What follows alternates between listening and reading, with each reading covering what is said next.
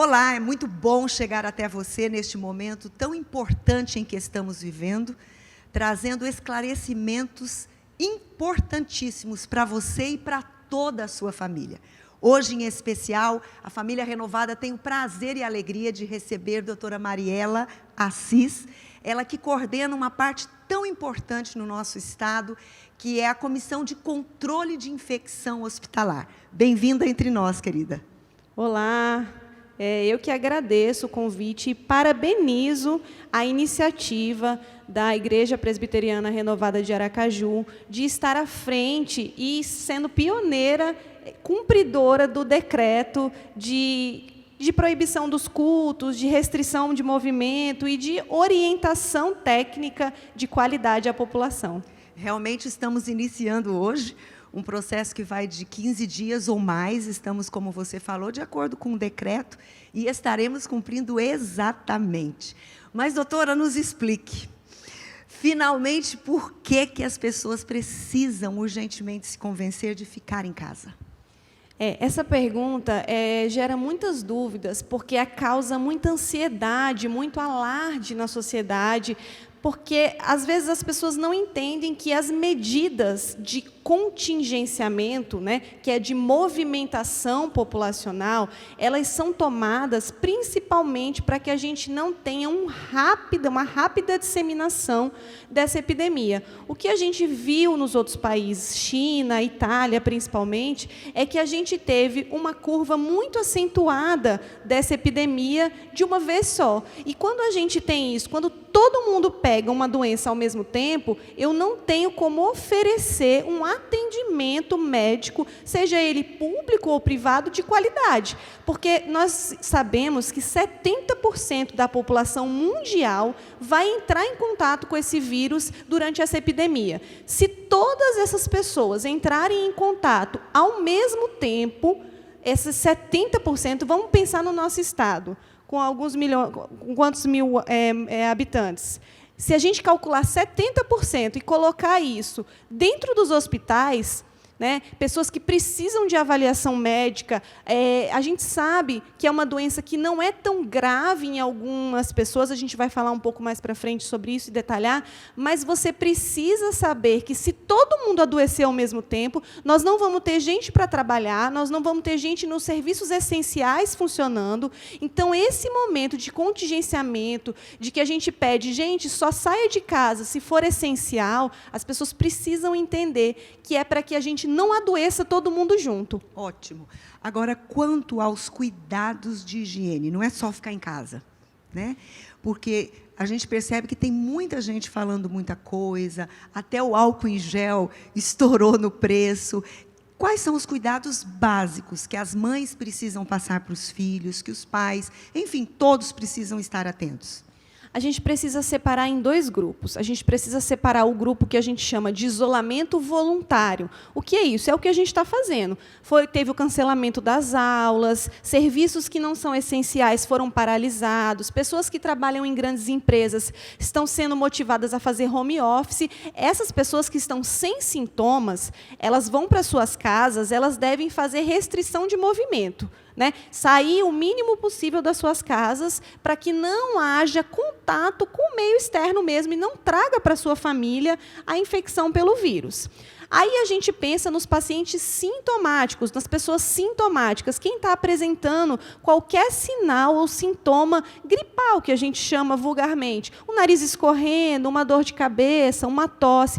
Essas pessoas precisam passar por avaliação médica e, se forem enquadradas como suspeita, seja de gripe mesmo, que é uma infecção por influenza, ou pelo Covid-19, elas devem ter orientações completamente diferentes do isolamento voluntário. Aí eu estou dizendo de um isolamento onde eu tenho que privar a minha família de mim, que estou doente, ou de alguém que está doente, que está em contato. Eu não sei se vocês viram na televisão algumas pessoas dando depoimento sobre os isolamentos voluntários, os isolamentos de sintomático corretamente. Eu devo ficar recluso num quarto, eu não posso fazer refeições em comum com a minha família, se eu for um suspeito e tiver em isolamento domiciliar. Eu tenho que comer, deixar lavar meu prato, alguém recolher, fazer a higienização desses pratos e talheres. Então, essas orientações divergem. Então, se você tem sintomas, você precisa de avaliação médica e precisa de um direcionamento para saber qual é a suspeita dos seus sintomas. E esta pessoa que está apresentando sintomas, ela deve ir urgente para onde? Pronto. Se você tem urgência, uma falta de ar muito grande, uma dor no peito, uma febre maior de que 40 graus, que eu estou com muito calafrio, isso é uma urgência médica. Eu tenho que ir para o pronto atendimento de urgência. Se eu estou só com o nariz escorrendo, tive uma febrícula, e dá para eu esperar uma consulta no posto de saúde ou uma consulta num consultório médico especializado, é preferível que essa pessoa não vá para as portas das urgências. A gente tem visto muitas pessoas falarem, não vai para o USE, ou vai para o UPA da Zona Norte. Gente, esses lugares, eles são restritos para atendimento de pessoas graves, de pessoas com sintomas que não têm condições de ficarem nas suas casas ou aguardando a sua consulta. Hoje, nós estávamos caminhando por alguns lugares na cidade e a impressão é que tem muitas pessoas ainda muito desinformadas, né, doutora? E achando que é uma coisa assim, que estão fazendo muito alarde. Tudo bem que não podemos entrar em pânico, mas nós precisamos estar conscientes. Essa é uma das razões de nós estarmos trazendo você, que é a responsável, né, entre tantos infectologistas, para esclarecer a população. Então, não é uma coisa que é uma bobeirinha, né, doutora? Às vezes a gente vê as pessoas banalizando, rindo, fazendo piadinha. Por mais que a gente saiba que a letalidade, o que é isso? A chance da doença matar não seja tão alta quanto outras doenças, a gente sabe que se todo mundo adoecer ao mesmo tempo, a gente vai entrar com o sistema de saúde em colapso. E isso é muito perigoso, porque mesmo sabendo que é uma doença de letalidade baixa entre os menores de 59 anos, as pessoas mais jovens, os idosos vão sofrer muito. E onde a gente vai internar esses idosos todos? Estima-se que 10% das pessoas que tiverem a infecção podem ter um quadro mais grave. E onde a gente vai colocar toda essa população? Então, nós estamos falando assim, 10% de 70% da população que vai entrar em contato. Isso é um número muito grande. A gente precisa estar atento. O grande problema hoje que a gente enfrenta é a falta de leito de UTI. Não é só no nosso estado, é no nosso país todo. E a gente viu que até China e Itália, tão desenvolvidas, viram-se sem leitos de UTI para colocar os seus doentes. Então, a gente precisa pensar que, além de tudo, os funcionários da saúde não podem ficar em casa fazendo home office. Então, se a gente for por qualquer bobeirinha no pronto-socorro, qualquer nariz escorrendo, só que seja no pronto-socorro, a gente vai sobrecarregar um serviço, deixar as pessoas trabalhando sobrecarregadas e não vão ter força hábil para trabalhar nos doentes. E estarem mais expostas ainda, não é isso? Com certeza. No caso da falta do álcool em gel. Muita coisa tem sido divulgada sobre a similaridade da eficiência na higienização das mãos. O que a gente sabe que é eficaz hoje para a higienização das mãos? Lavar as mãos com água e sabão. Se eu não tiver um sabão líquido, eu posso usar um detergente. Isso tem a mesma eficácia do que eu fazer a higienização das mãos com o álcool em gel. O álcool em gel, hoje, ele é um artigo que está muito mais caro, inclusive pela grande procura. Então, se você viu que está muito caro, não se desespere. Você pode fazer a higienização das suas mãos com água e sabão ou com água e detergente. Como a gente conversava um pouquinho antes, o vírus Covid-19, ele é da família dos coronavírus. Essa é uma família de vírus que a gente chama de RNA. Esses vírus, eles têm uma cápsula gordurosa. Então, quando a gente faz aquela brincadeirinha que você disse que o B fez na escolinha, que repele a gordura, que a gente põe a mão no detergente, põe a mão no óleo, aquilo é porque a cápsula do vírus realmente é gordurosa. E quando a gente usa um detergente, ou até um sabonete líquido, um detergente, eles são muito eficazes para a higienização das mãos e para poder limpar a mão mesmo, para que você não tenha infecção por Covid. Hoje teve um comentário interessante em uma das rádios, e as pessoas discutindo a questão da roupa, doutora. Aí tinha uma pessoa que dizia assim, não, tem que chegar em casa e tirar toda a roupa e lavar toda a roupa, porque está tudo contaminado. Então, a gente percebe que está assim, indo do 8 para o 800 informações, não é verdade? Eu recebo perguntas dos maiores tipos de dúvidas que a senhora possa imaginar. Imagino. Gente, o vírus ele tem 2 tipos de transmissão principal: a transmissão direta e a transmissão indireta por gotículas. O que é isso? Quando a gente está conversando a menos de 1,5 metro de distância, a gente não consegue levar a partícula da fala 1,5 metro. Mas se eu tossir ou espirrar, com certeza eu vou conseguir atingir a senhora que está a menos de 1,5 metro de mim. Sim. E, além de atingir a senhora, onde eu atingi? A superfície, a mesa. Então, essa superfície pode manter o vírus vivo por até 3 dias em temperatura ambiente. Então, quantas pessoas que vão tirar a mesa de um lugar e do outro, que vão colocar para lá e que vão higienizar essa mesa, não encostaram antes da gente? Né? Depois que aconteceu isso. Então, as superfícies públicas elas são muito contaminadas, principalmente porque as pessoas circulam, tossem, falam. Então, por isso, são 2 coisas muito importantes. A etiqueta da tosse, né, que é colocar, a hora que você for tossir, no ombro, ou para baixo, ou com um lencinho de papel descartável, aquele lencinho do vovô que tira do bolso e que ele vem aqui para o lixo, ele não tem que ser reutilizado. Né?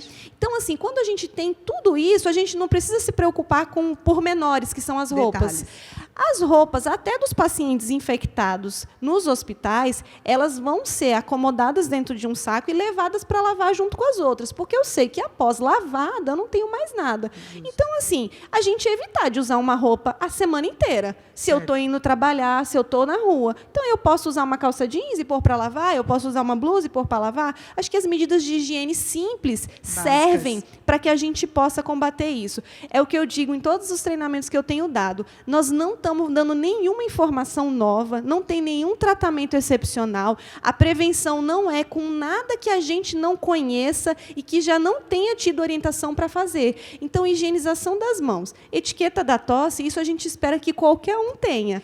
Eu acho interessante a gente reforçar isso agora, de todas essas atitudes que deveriam ser corriqueiras, porque, nesse momento, parece que o pânico assolando, as pessoas passam a esquecer do básico, né? E ficam na imaginação do que poderia acontecer ou do que pode acontecer. E eu queria ver com você quais são, assim, as últimas recomendações e que você colocasse para nós nesta urgência, e, junto com toda a família renovada, a gente quer levar o pé da letra e podendo proporcionar para tantas outras pessoas que estão nos acompanhando. Eu acho que a primeira coisa a gente tem que pensar em cuidar do grupo de risco. Hoje a gente sabe que as pessoas que mais sofrem, que mais vão desenvolver as doenças, a parte grave da doença, são os idosos acima de 80 anos. Esses, gente, vamos colocar eles dentro de uma redoma de vidro, literalmente. Vó, eu não vou te abraçar, eu não vou te beijar. Okay. Você mora comigo, eu não tenho onde mandar esse vô e essa avó embora. Ninguém vai deixar ninguém sem lar. Nós estamos dizendo, vô e vó, vamos evitar a gente abraçar e beijar? Né? Então, essa é a primeira recomendação e eu acho que a gente deve seguir. A gente tem que ter o cuidado com os nossos avós. Okay. E crianças que estão em casa, se precisarem ficar com os avós, sentar, olhar no olho da criança e falar assim, a gente ama o vovô e a vovó, eles são velhinhos, eles precisam de cuidados, nós somos jovens, somos fortes e a gente pode transmitir doença que pode matar o nosso vovô. Então, a gente não quer isso, a gente não quer que o vovô vá para o céu. Então, a gente vai cuidar deles. Como que a gente vai cuidar deles? Evitando de abraçar e beijar, porque criança que está na época agora de que está sem aulas, sim, ela tem que brincar ao ar livre, e ela não tem como você controlar isso. É melhor que ela brinque ao ar livre, que ande de bicicleta, que corra no condomínio, com o mínimo de aglomeração possível, sim, e quando volte para casa higienize as mãos, mas que elas não fiquem o tempo inteiro fechadas em salas, e salas com videogame, e com um tablet, fazer a higienização dessas coisas que as crianças usam corriqueiramente, porque a criança ela não vai adoecer, a criança não entrou como fator de risco, graças a Deus, nessa doença. Verdade. Então, elas são potencial transmissoras, assintomáticas. Às vezes, a criança vai estar com o narizinho escorrendo, e a mãe vai achar, não, isso aí ele está sempre. E toda época do ano, a gente tem muitas crianças nos hospitais, inclusive, inclusive com doença respiratória. A gente fala que agora é a sazonalidade. Então, essas crianças vão corizar muito, vão ter tosse. Às vezes a gente fala, não, é só a garganta. Então, essas crianças devem ser privadas de contato íntimo e prolongado com idosos. Essa é a principal coisa que a gente tem que pensar. Em casa, a higienização deve ser feita. A maçaneta da porta, às vezes a gente esquece de pedir para a nossa ajudante higienizar. Ela precisa ser higienizada. É um local onde, mais do que vocês da família, que a gente da família pega, as pessoas de fora pegam nas maçanetas. Então, a gente precisa lembrar de higienizar isso. Se você trabalha e você não pode ficar fazendo seu home office, lá no seu trabalho, você tem que pensar no seu quadrado. Eu faço atendimento ao público, eu já orientei. Atendimento ao público, você vai pedir que a pessoa fique pelo menos 1,5 metro de você. Você não precisa trabalhar de máscara, você não precisa entrar nessa neurose. Então, fique 1,5 metro, vai pegar um documento de alguém, pegue o documento, faça tudo o que tem que fazer, devolva o documento e higienize sua mão. Tenha seu álcool gel do lado e higienize. A pessoa foi embora, o atendimento acabou, o álcool líquido borrifa, dá uma limpadinha ali, né? E pronto, o ambiente de trabalho está limpo. Outra coisa, não compartilhar objetos e talheres. Parece uma coisa tão boba da gente falar, mas quantas vezes você está com um copo de água na mão e seu filho pede a água e você acaba... Não, é como a gente não se cumprimentar, são coisas automáticas. A gente chega, a gente quer se cumprimentar. Então, a gente já lembra, porque eu amo você, eu não vou te cumprimentar. Porque eu gosto de você, eu não vou te abraçar.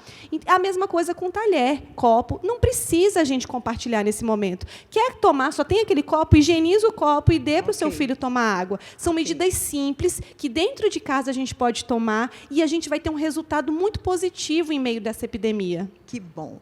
Vamos juntos? Vamos somar? Muito obrigada, doutora Mariela, que Deus te conduza nesses dias. Obrigada por você tirar Vou precisar de muita oração. Um tempinho da sua agenda hoje superlotada para estar conosco. Eu sei que tem milhares de pessoas conectadas conosco. Essa entrevista vai ficar por um tempo depois.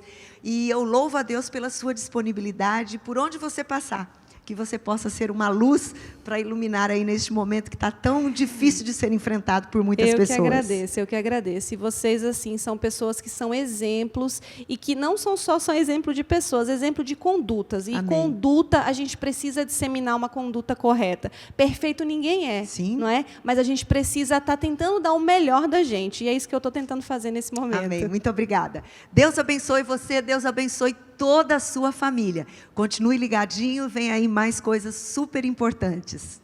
Tchau, tchau.